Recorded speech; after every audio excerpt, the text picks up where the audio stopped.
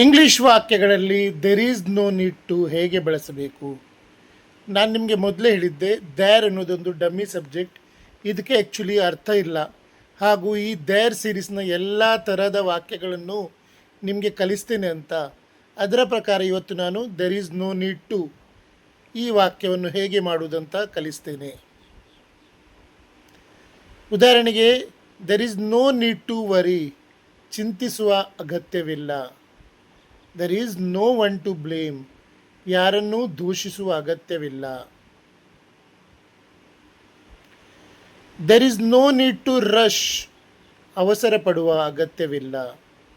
There is no need to pay now, ಈಗ ಹಣ ಪಾವತಿಸುವ ಅಗತ್ಯವಿಲ್ಲ. There is no need to go there, ಅಲ್ಲಿಗೆ ಹೋಗುವ ಅಗತ್ಯವಿಲ್ಲ.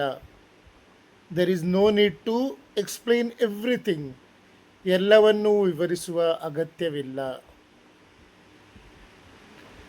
There is no need to apologise, ಕ್ಷಮೆ ಯಾಚಿಸುವ ಅಗತ್ಯವಿಲ್ಲ. ಈ ಶಬ್ದದ ಉಚ್ಚಾರ ಅಪೋಲೋಸೈಸ್, ಅಪೋಲೋಗೈಸ್ ಅಲ್ಲ, apologise.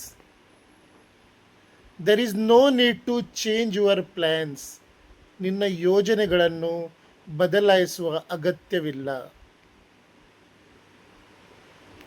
There is no need to shout, I can hear you, ಕೂಗಾಡುವ ಅಗತ್ಯವಿಲ್ಲ, ನನಗೆ ಕೇಳಿಸುತ್ತಿದೆ. There is no need to buy a new one, ಹೊಸದನ್ನು ಖರೀದಿಸುವ ಅಗತ್ಯವಿಲ್ಲ.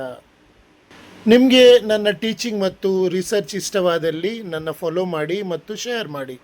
ಯಾರಿಗಾದರೂ ನನ್ನ 3 ತಿಂಗಳ ಕಂಪ್ಲೀಟ್ ಸ್ಪೋಕನ್ ಇಂಗ್ಲೀಷ್ ಕೋರ್ಸ್ ವಾಟ್ಸಪ್ನಲ್ಲಿ ವಿಡಿಯೋಗಳ ಮುಖಾಂತರ ಕಲೀಲಿಕ್ಕಿದ್ರೆ ನನಗೆ ಕೆಳಗೆ ಕಮೆಂಟ್ ಮಾಡಿ.